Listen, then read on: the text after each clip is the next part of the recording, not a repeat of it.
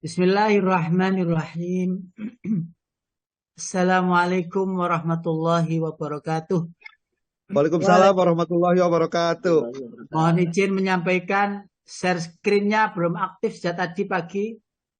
Lupa saya mengingatkan share screen-nya untuk diaktifkan sehingga saya bisa share materinya. Kalau tidak ya enggak apa-apa sebenarnya. Cuman barangkali Bapak Ibu mau tahu gitu ya. Baik Bapak Ibu, alhamdulillahirabbil alamin wa bihi nasta'inu ala umurid dunya waddin. Assalatu wassalamu ala asyrafil anbiya'i wal mursalin sayyidina Muhammadin wa ala alihi wa ashabihi ajma'in. Rabbi shrah li sadri wa yassir li amri wahlul 'uqdatam min lisani yafqahu qawli.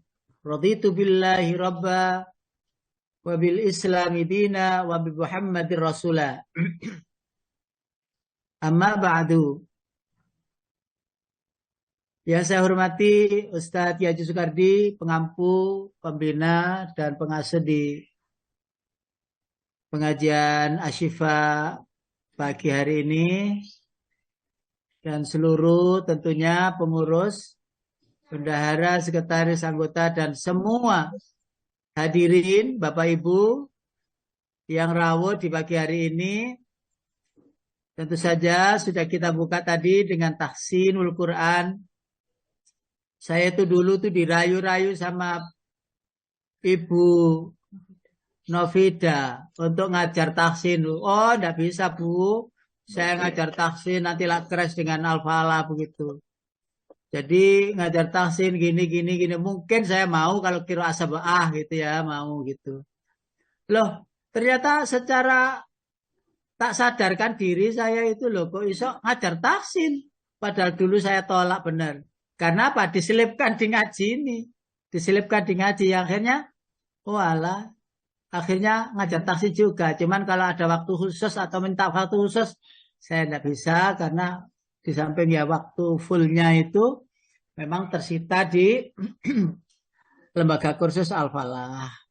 Alhamdulillah kita tetap bisa sinergi, panjenengan pun bisa rawuh untuk bisa tahsin Al-Quran bersama di pagi hari ini. Mudah-mudahan apapun hasil dari bacaan tadi, sesungguhnya kita sudah berusaha untuk memperbaiki terus. Lalu Allah lah yang tetap penentu segala takdir perihal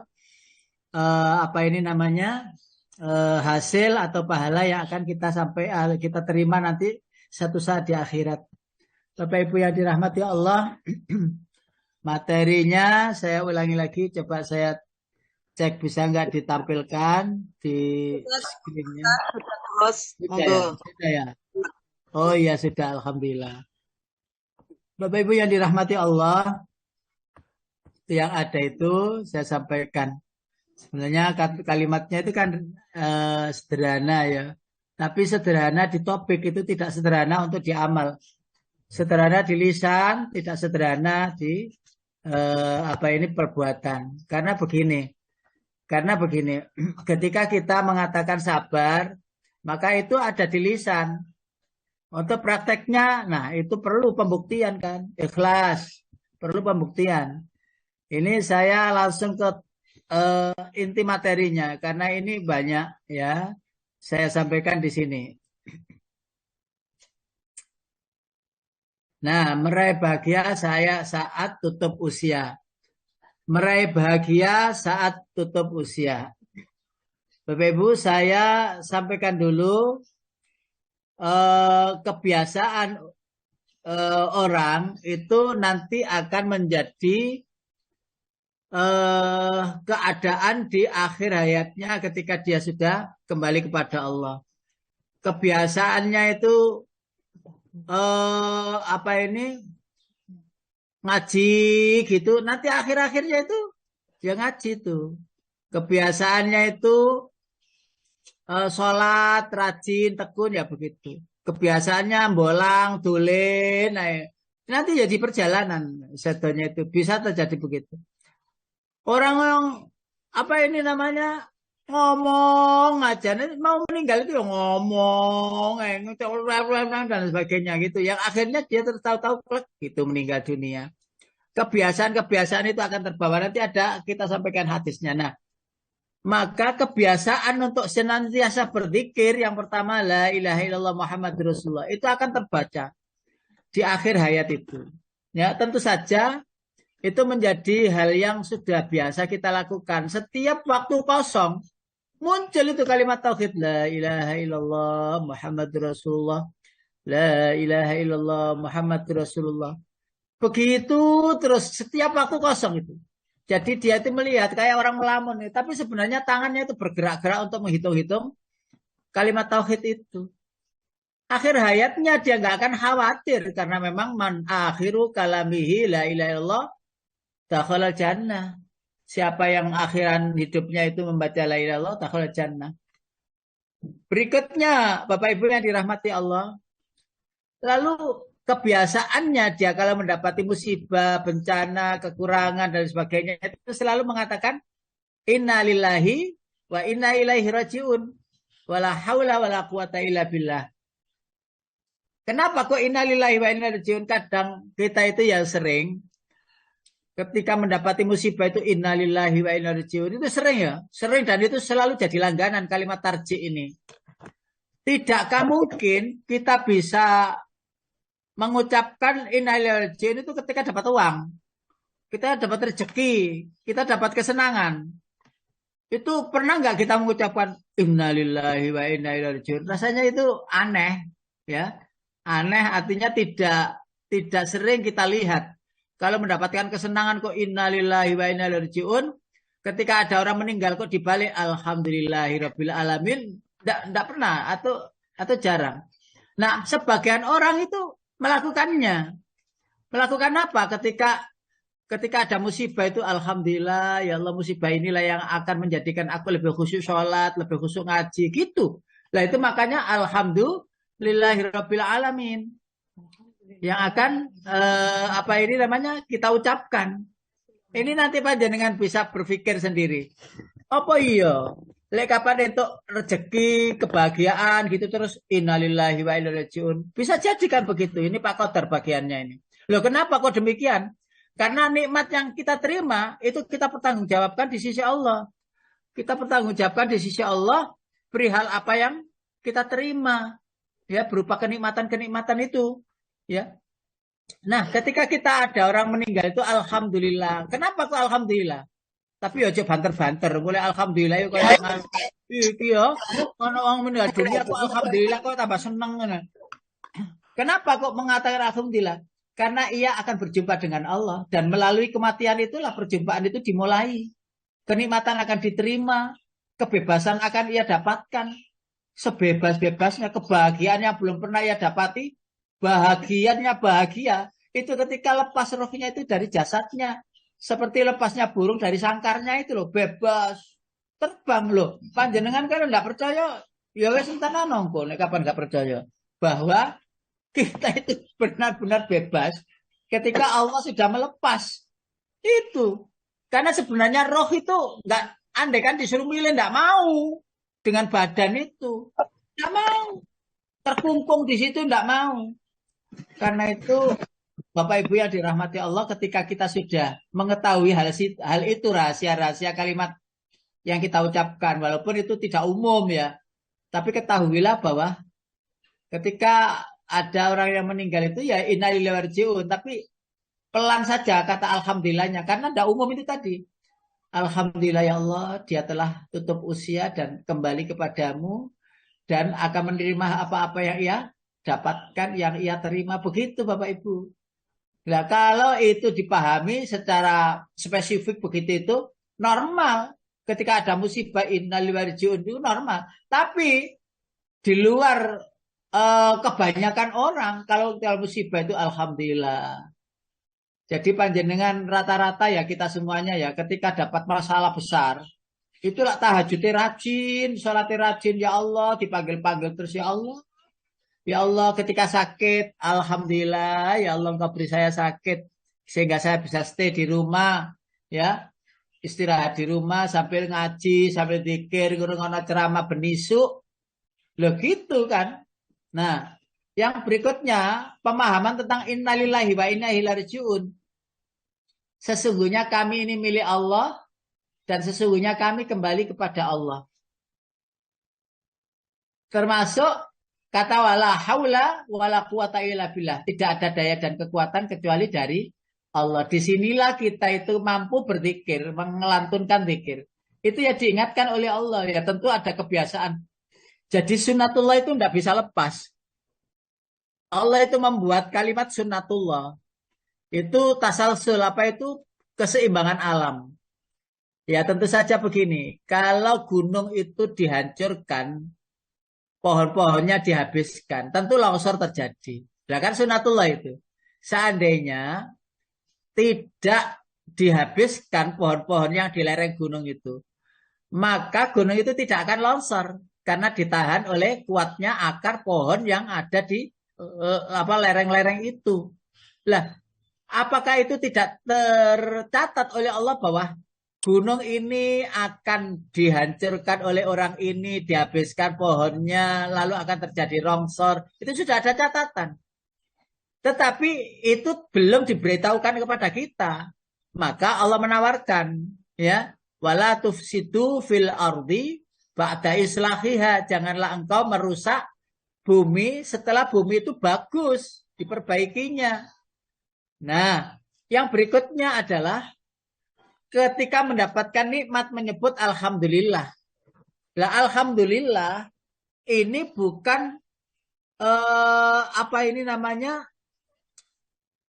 diri kita yang istimewa, diri kita yang luar biasa, bukan. Tapi alhamdulillah itu Bapak Ibu termaktub di awal-awal ayat loh ya. Surat Al-Fatihah itu diawali dengan alhamdulillahirabbil alamin menurut Imam Nafi. Ya, menurut Imam Asim diawali dengan bismillah. Lah kalau alhamdulillah itu alhamdu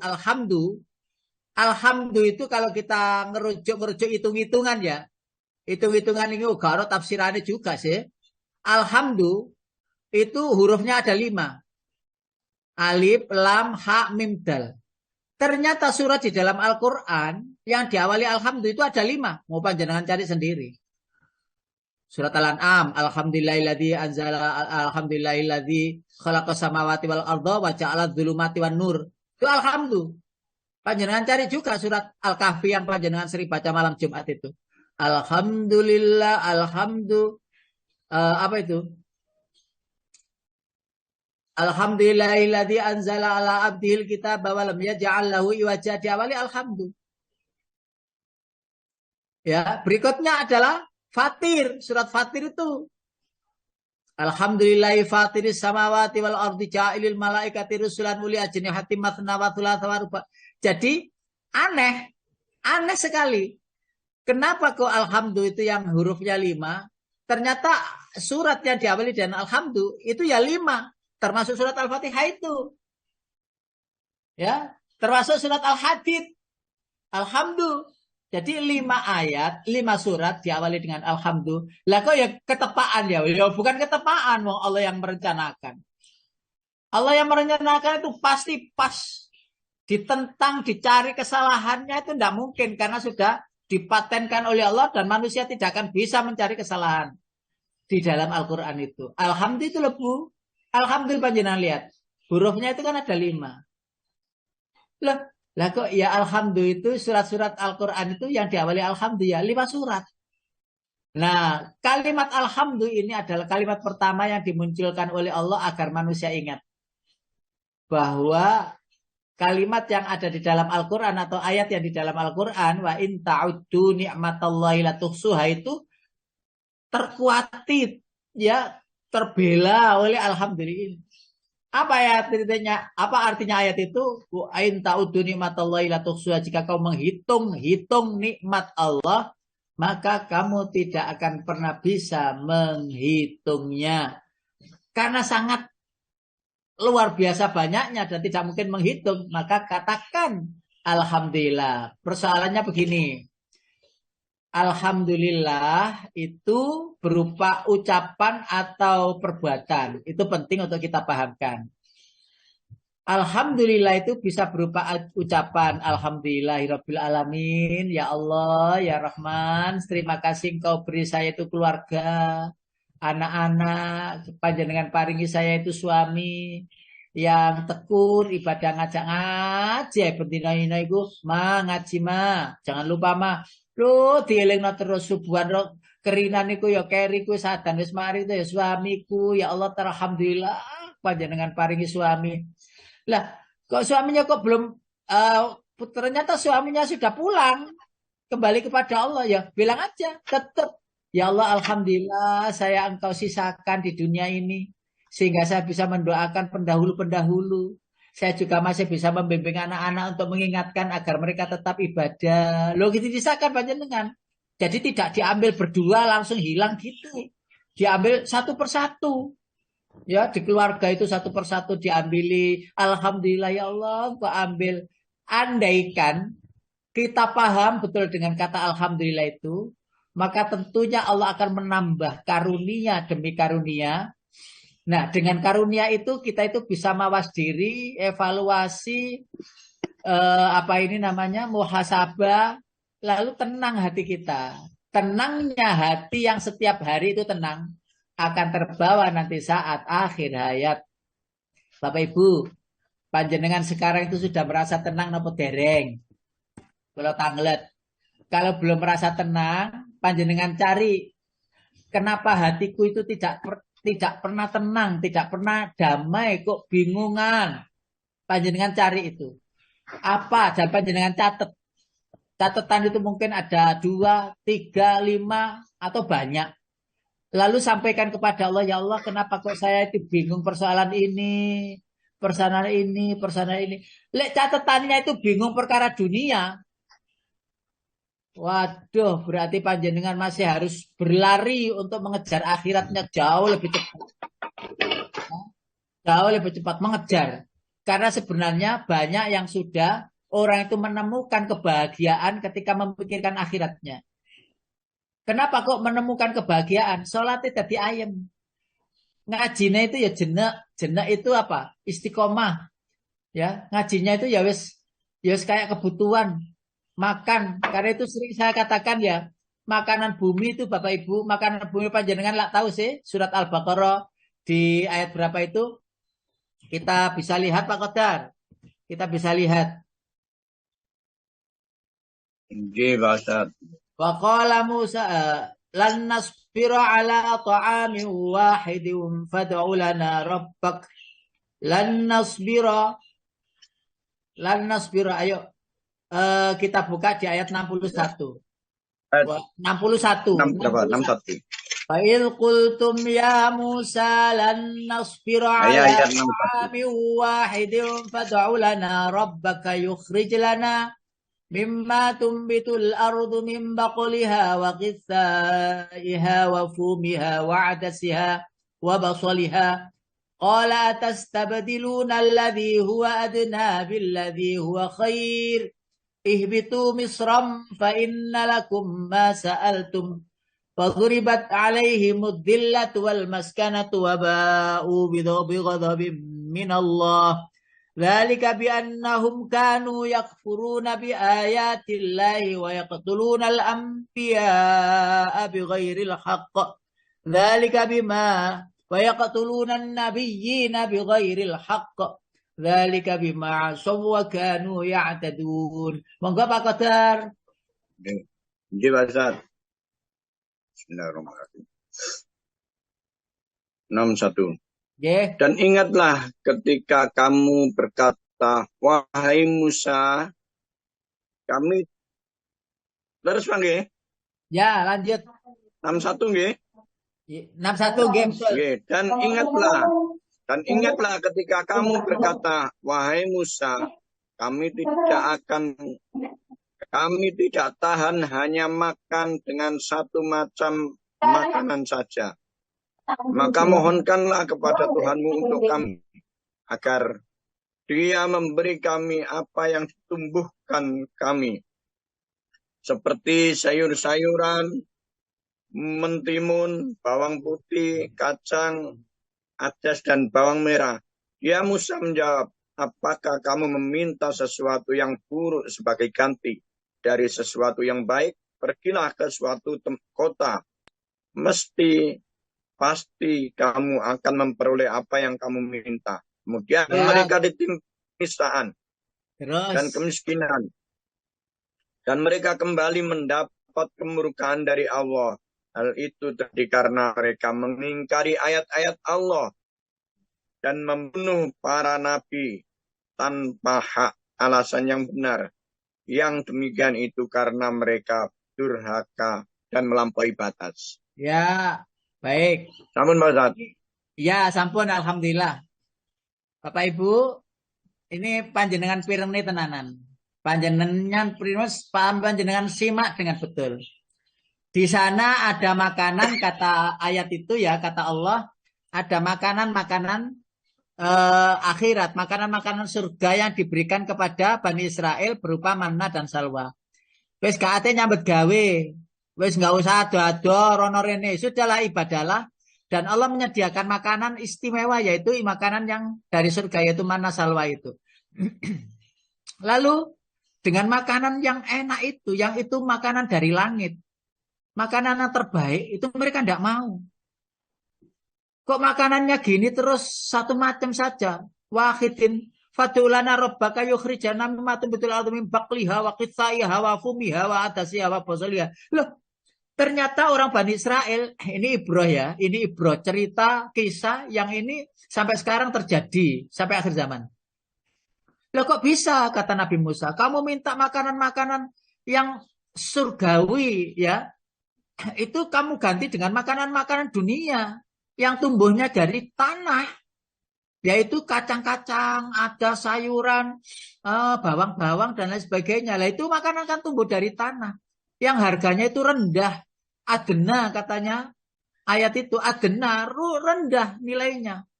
Loh, kami kok bisa menukar makanan indah dengan makanan yang rendah?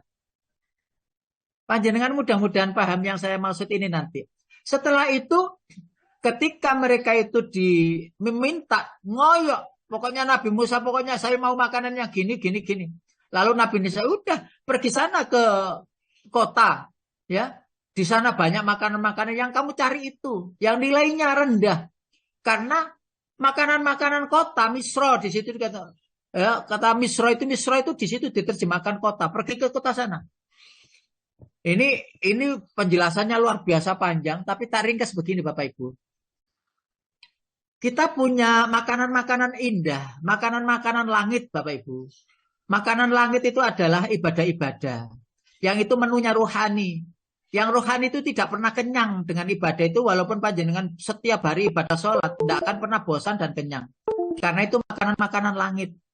Lah makanan langit itu juga diturunkan oleh Allah berupa Al-Quran. Itu menu langit itu. Menu langit. Yang itu tidak bisa ditukar dengan apapun. Lah menu langit itu menguati iman kita. Menu langit itu menguati iman kita. Dan tidak ada apa-apanya dengan menu-menu bumi itu tidak ada. Panjenengan kalau mencintai bumi, mencintai dunia dengan menukarnya dengan menu langit tadi, maka panjenengan kita tidak akan pernah mendapati sesuatu yang abadi dan kekal. Menu langit itu kekal Bapak Ibu, kekal. Menu bumi hancur musnah akan kiamat. Bahasanya begini, lah kok ada orang itu ngugemi ya, menyenangi makanan-makanan bumi. Kalau ada makanannya, acara-acara ada makanannya, itu kok demen sekali gitu loh. Seneng sekali, pokoknya harus kuliner, harus mangan ini. Kok demen sekali, padahal itu sebenarnya makanan abunya. Lah kenapa kok makanan-makanan rohani? Ayo anak pengajiannya, pengajiannya. Kenapa kok surut mundur? Loh ala anak pengajiannya. Gak sungkan aku kok. Ini. Loh kenapa? Padahal itu menu langit. Menu yang abadi. Menuju keabadian. Karena itu jangan menukar menu langit itu dengan menu bumi. Ayo, makanan terbaik di bumi itu apa? Terenak terbaik. Terenak terbaik itu yang madu itu. Nggak ada makanan apa? Sayur. Apa sayur itu? Apa itu panganan apa itu? Madu itu dari mana? Ya, kotorannya lebah, ya kan? Kotorannya lebah. Habis disedot dari daun-daunan itu, ya, diminum ya, itu dikeluarkan dari tempat kotorannya keluar. Dan kotorannya lebah itu ya madu itu. Dikumpulkan.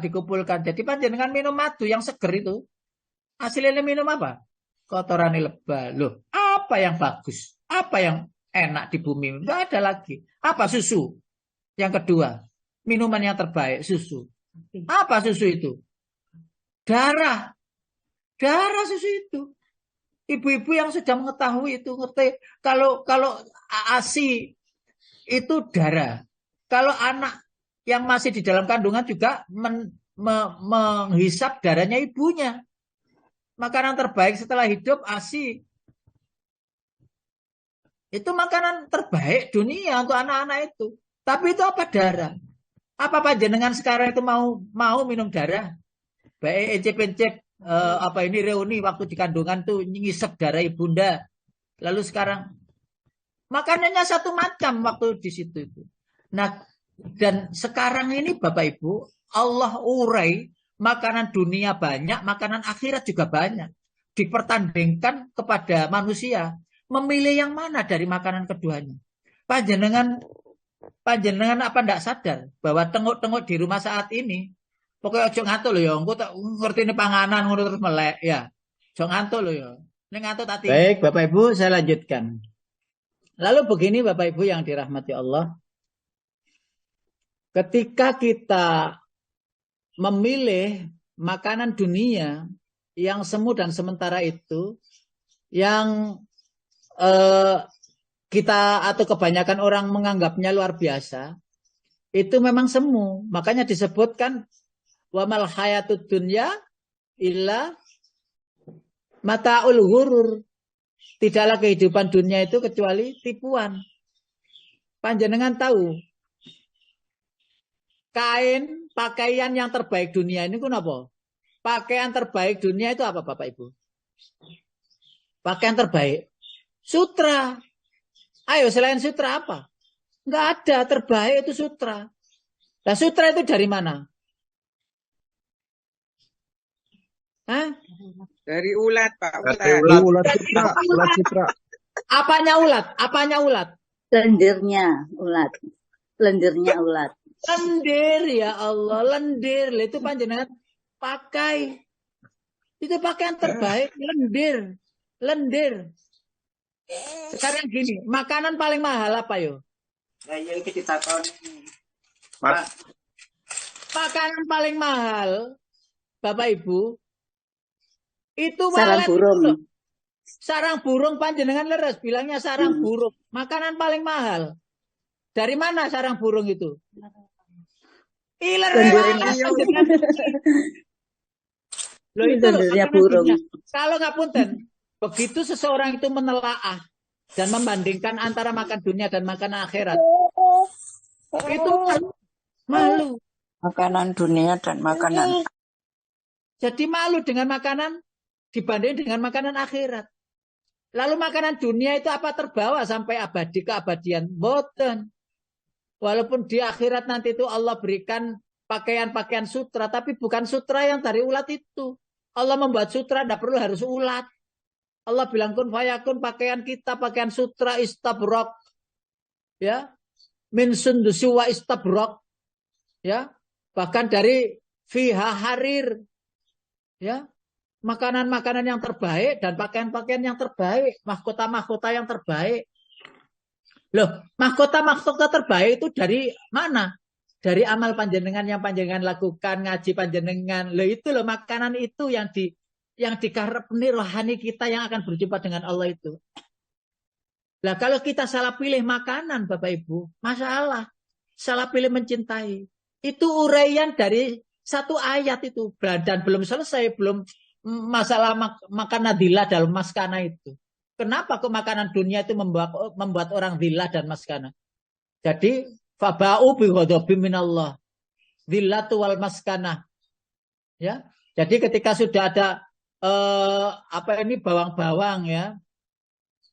atas wa basoliha qala atas tabdiluna alladhi huwa adna billadhi huwa khair. Lalu Nabi Musa bilang begini, wahai umatku, kenapa lo kalian itu memilih makanan yang hina padahal makanan yang ada itu makanan terbaik.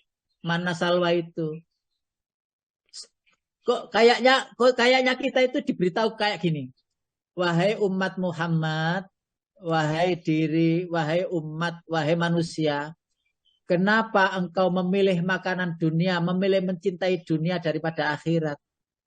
Kenapa engkau memilih makanan-makanan itu sampai kenyang, sampai gemuk, lalu rohanimu kurus karena kurang ibadah? Seakan-akan ayat itu bilang begitu. Kenapa engkau mencintai makanan dunia padahal ini makanan dari bumi, padahal ini makanan dari langit. Lah bukankah Al-Quran itu dari langit Bapak Ibu? Menu langit, menu surgawi. Lah bukankah sholat itu datangnya adalah perintah Allah dari Isra Mi'raj, dari langit Bu, Bapak Ibu. Dari langit perintahnya.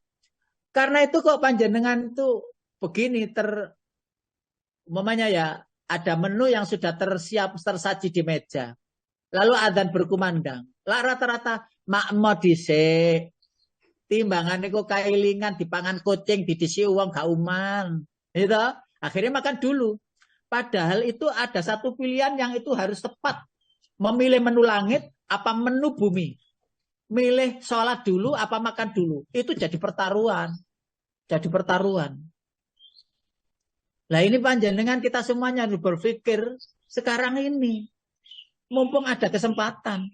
Karena tidak mungkin kita itu hidup lama lagi 10 tahun, 15 tahun. Mungkin bisa jadi tidak mungkin. Bahkan mungkin besok ini kita sudah berpisah dengan dunia.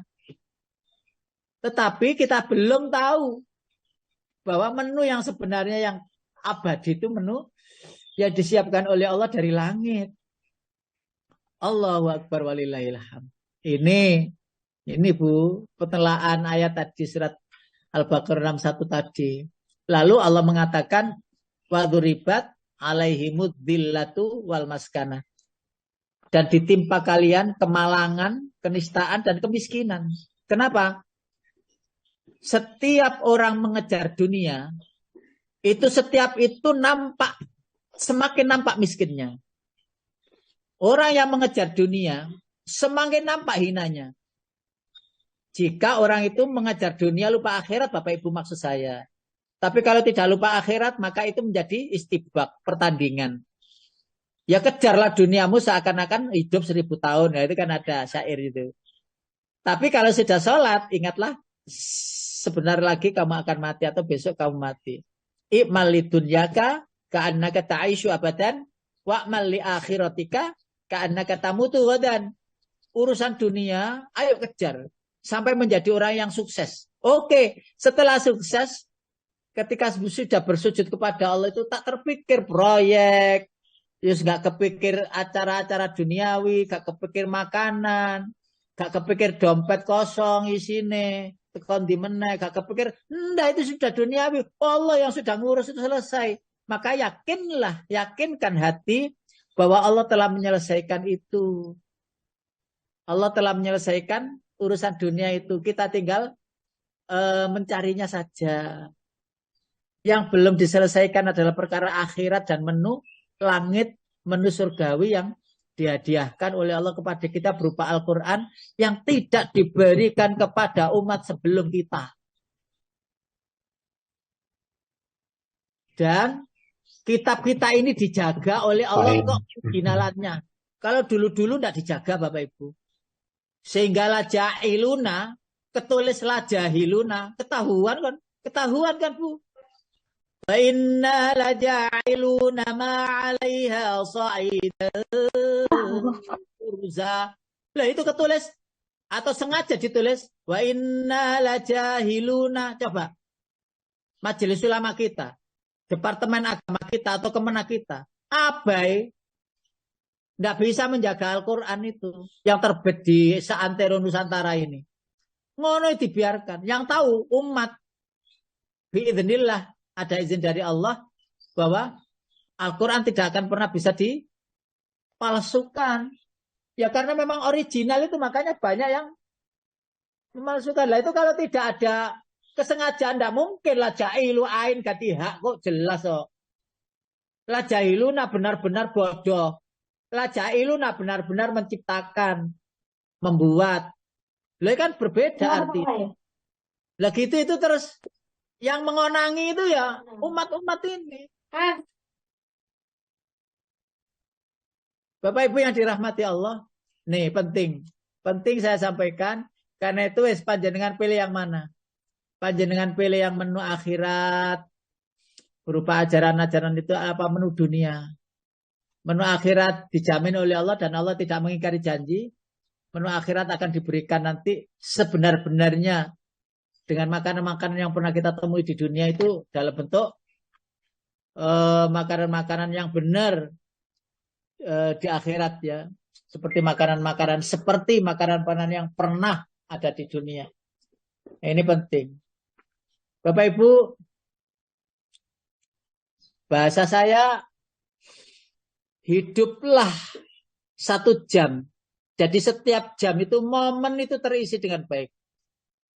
Isi momen setiap jam dengan 1 kasih sayang kepada sesama. Itu bekal menuju akhirat. Isilah tiap menit, tiap jam itu. Setiap jam selesai. Maka isilah lagi jam berikutnya.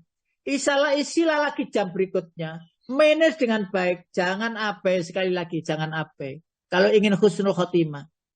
Dengan apa? Kasih sayang kepada sesama. Bukankah kita sering mendengar irhamu man fil ardi yarhamkum man fis samai.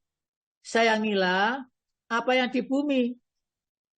Di langit akan menyayangimu. Kan? Sedikit kasih sayang kita tumpahkan di bumi. Untuk sesama kita. Untuk makhluk bumi. Itu menggemparkan langit. Lah langit itu adalah para makhluk suci malaikat itu. Senang kepada kita, mendoakan kita. Ya. Terus meminta ampun untuk kita kepada Allah. Itu kan banyak hadisnya, nggih, banyak. Dari mana? Dari kasih sayang yang kita tumpahkan di muka bumi. Jadi panjenengan masing-masing ini anggota ya, anggota apa namanya ini? Anggota ngaji nih, ya berapa orang tuh ya? 100 atau berapa itu ya? Panjenengan aweh 105. satu dengan yang lain. Butuwi tanya kabarnya gimana sampai Butuwi itu loro. Gak melbu iku lho sapa sih gak melbu sampai ro. Walah sudah lama bu kemana saja gak masuk. Akhirnya dikon ngaji wae iku mau sampai kaget wonge. Siapa tadi Bu yang kok panjenengan kok yo apal yo wis pancene ngono iku. Ibu-ibu dengan ibu-ibu itu tuh akor banget ya sama dikongkon maca ngono ku ya asline ya gak siap-siap maca ngono, gak belajar dhisik langsung to the point ae. Makane ya gelagepan gak karuan ngono iku ya ora apa-apa. Ora apa-apa. Karena apa? Kita makanan-makanan bumi ya pernah tersedak kok. Ya panjenengan lek mangan napa niki napa soto napa terus kadang-kadang makan nasi gitu ya tersedak. Kan biasa gitu itu. Kesedak gitu terus sampai apa gitu lah baca menikmati menu akhirat ya kesedak-sedak gitu ya dengungnya kurang panjang pendek kurang ya tersedak namanya tapi Rasulullah menjamin walaupun demikian tetap mendapatkan pahala yaitu 2 pahala wayatata'ani bahwa ajroni tahu bahwa ajroni lah sing lancar mau 100 yo nilai ini. Lah sing kecantol-cantol mau, ya loro lah lumayan. Loro iku maksudnya iku ya 10 lah, 10 banding sing lancar iku untuk 10 gak 100. Sing cantol-cantol nilainya 2 gitu. Sehingga penting kiranya untuk paham, kita punya 2 menu dan panjenengan pilih. Ya Ustaz, tetap sajalah makanan tuh panjenengan kalau sudah usia kan sudah Allah kurangi Bu. Menu-menu bumi itu panjenengan sudah dikurangi oleh Allah. Maem sak sendok rong sendok ngene kae rasane wis waret, ya toh? Alah wis aku Wes mari aku gantek. Entekno le. Entekno Mas, entekno yang dikon ngentekno koncone digeser-geser iki entekno. Ma'am itu jarang. Makanya sebenarnya itu sudah inisial dari Allah bahwa menu akhirat harus dipenuhkan. Mumpung menu dunia itu gak selera. Nggih napa nggih?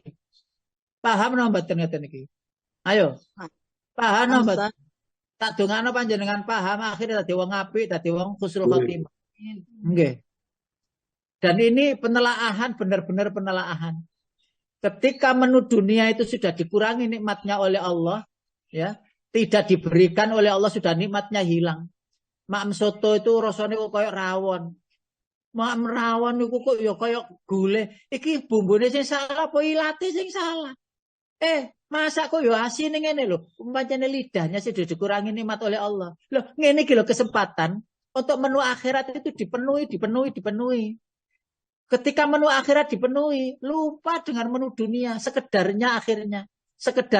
Maka terkuatilah oleh surat Al-Qasas 77 itu. Bapak tadi surat Al-Qasas surat nomor 28 ayat 77. Bapak tadi bima atakallahu darul akhirata wala tansa nasibaka minad dunya wa ahsin kama ahsanallahu ilaika wala tabghil fasada fil ard innallaha la yuhibbul mufsidin.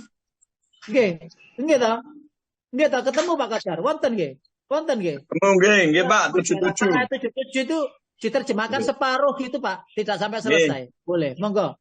Dan carilah pahala negeri akhirat dengan apa yang telah dianugerahkan Allah kepadamu. Ngoten mawon, Pak. Sedikit lagi. Oke. Tetapi janganlah kamu lupakan bagianmu di dunia dan berbuat baiklah. Nggih, pun. Tapi jangan lupa bagianmu di dunia. Jadi nikmat dan karunia Allah itu banyak. Ya, makanan itu modelnya banyak. Lalu panjenengan kok dengan nikmat itu, kesempatan seperti ini, sudah usia senior seperti ini, usia emas seperti ini, panjenengan Allah kurangi. Nikmat-nikmatnya itu, nikmat makanan itu dikurangi, nikmat ini dikurangi. Panjenengan sadarilah bahwa Allah menginginkan kita itu menu berikutnya. Menu yang akan kita bawa ke keabadian. Yaitu menu ibadah. Sehingga ibadah ngaji, habis ngaji, terus sholat lagi. Habis sholat lagi, ngaji lagi. Habis ngaji, sholat lagi. Maaf ya, malas loh Bapak Ibu. Saya yakin panjenengan mayoritas. Makan itu sak piring kebo iku lho gantek. Saya yakin paling ya 2 sendok 3 sendok wis. Ngono iku lek kapan pancene lek sak mangkok entek soto iku berarti rada maksa, asline iku kekakean, tapi yo panjenengan sakno yo iki mubazir tak entekno. Saya yakin gitu. Lah sedangkan makanan akhirat, makanan langit yang datangnya dari sana itu tidak pernah mengenyangkan. Justru menenangkan, tidak mengenyangkan tapi menenangkan.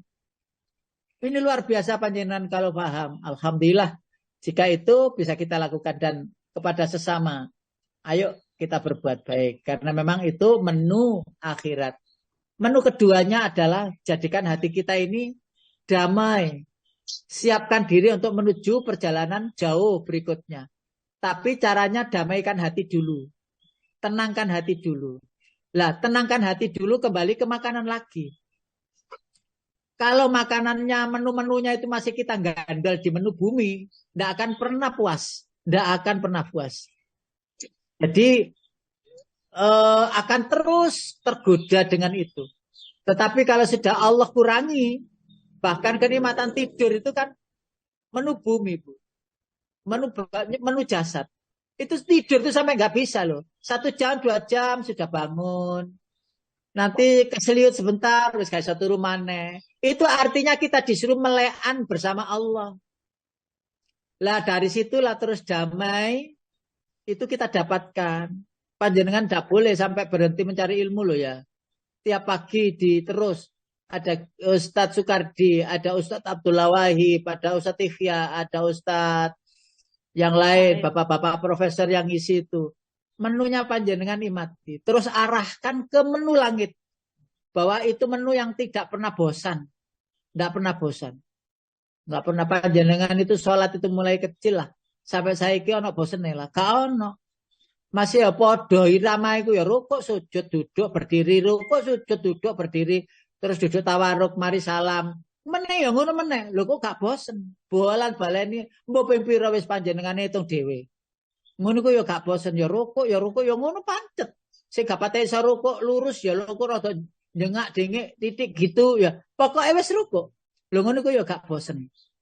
Karena itu sebenarnya menu yang sudah ditakdirkan oleh Allah untuk kita menjadi menu-menu ruhani untuk keabadian. Gitu Bapak Ibu. Lalu kita lanjutkan lagi. Kesabaran. Ini juga menu. Menu akhirat. Yang ini harus sudah ada pada kita.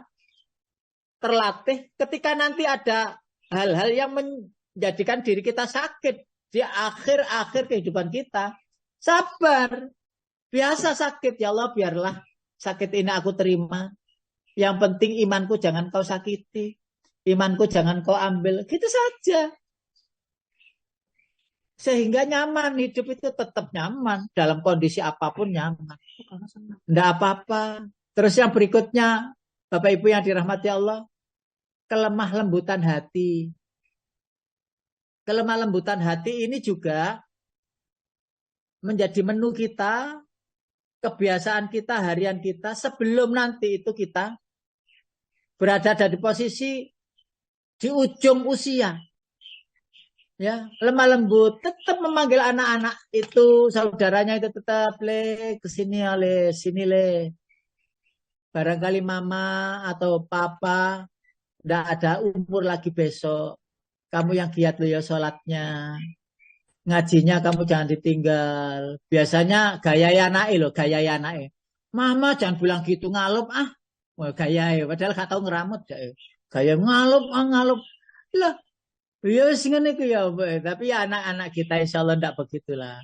Artinya ya kalau saya ya wis nanti tak sholat, tak temani dan lain sebagainya, tak teman-teman saudara-saudara, adik-adik dan sebagainya ponaan saya yang malah gitu. Lah jenengan napa niki badhe lek wangsul napa pun siap. Loh, saya malah nanya gitu sama orang tua. Benar tak tanya. Napa pun siap. Waktu ayah anda dulu ya. Pak, umpami pangeran mendet sewaktu-waktu ngeten panjenengan niku siap napa dereng. Loh tak tanya begitu Pak. Tak tanya. Jadi ketika jawabannya, loh aku, Bapak wis siap tar, Bapak wis siap. Kapan-kapan dijupuk, wis siap. Saat itu sakit berat. Disitulah sehingga saya itu bebas Bapak Ibu. Bebas itu artinya tidak khawatir dengan kondisi akhir nanti hayatnya. Kondisi akhir hayat itu enggak khawatir saya. Karena beliau sudah mengatakan siap itu kan berarti kalimat tauhid sudah diyakini, ibadah sudah dilakukan. Pede sekali. Dalam arti pede itu bukan bukan ngalup maksud diri, tidak. Tapi saya yakin dengan jawaban tulus itu saya merasa puas dengan jawab itu dan saya jadi saksi untuk kepulangannya. Bunda juga begitu, mak saya juga begitu Bapak Ibu. Ya saya tanya, sampai pada akhirnya saya bilang, napa abot ta nafase niku? Lek badhe nafas niku abot ta? Itu masih manggut. Manggut begini. Dan beberapa jam kemudian mungkin tidak sampai berjam-jam ya 2 mungkin ya.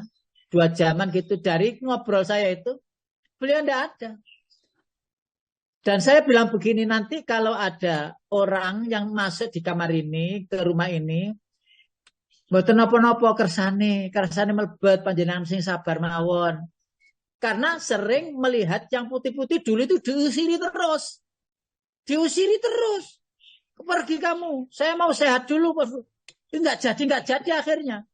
Bayangan saya, jadi tolaki, cek nang mulai. Tak guyon gitu waktu sehatnya. Oh, padune ya, kan gak gelem ngeramut. Dan dengan saya itu care gitu enak. Ibunda saya itu care enak. Jadi mengkelek wonten lho iku sapa? Mboten napa-napa kersane mlebet. Mboten napa-napa kersane mlebet. Saya gitu kan. Karena memang sudah berat, sudah berat. Jadi ada di tempat tinggal saya, lalu saya bisa memantau sampai akhir hayatnya. Sampai tidak adanya. Masya Allah. Jadi itu kalau umpamanya orang sudah damai hatinya, ya, menang. Menang.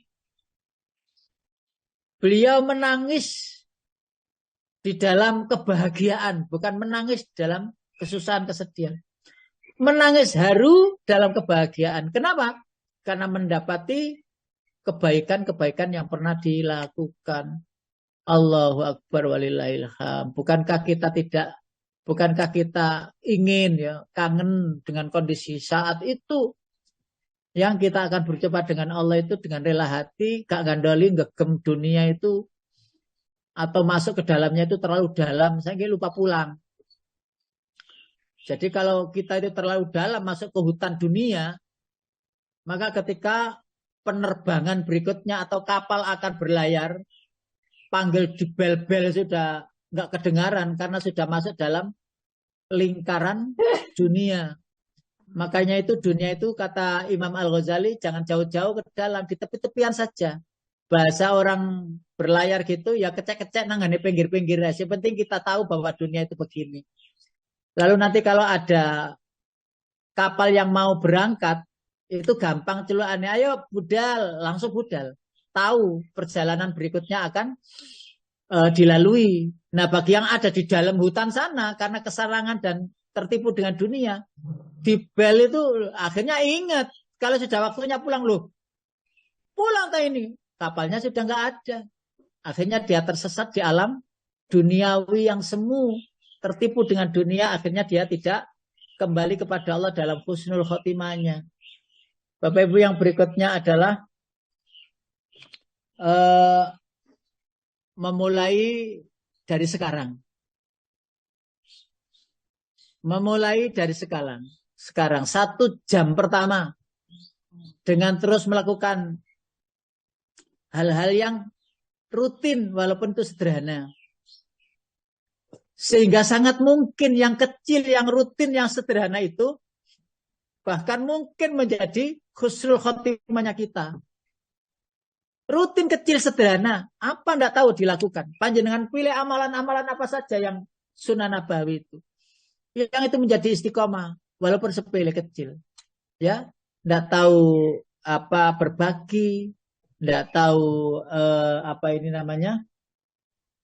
Meluangkan diri untuk tenaga agar orang lain bisa memanfaatkan tenaga kita, atau mungkin kita melakukan bersih-bersih yang itu ada di pelataran rumah atau masjid yang itu rutin tiap pagi dibersihkan sehingga nampak pada orang tetangga itu jadi menyenangkan, tidak sampai tetangga kita itu tidak kenal kita sapa dengan baik, santun perangainya, siapa tahu dengan itu terus tetangga kita itu senang dengan apa yang kita lakukan, biidznillah tentunya, lalu menjadikan kita husnul khotimah dan memasuki keridhaan Allah dalam kebahagiaan. Nggih, ngoten. Bapak Ibu yang dirahmati Allah, itu ya yang bisa saya sampaikan. Monggo barangkali ada komentar-komentar, silakan Pak Hedi.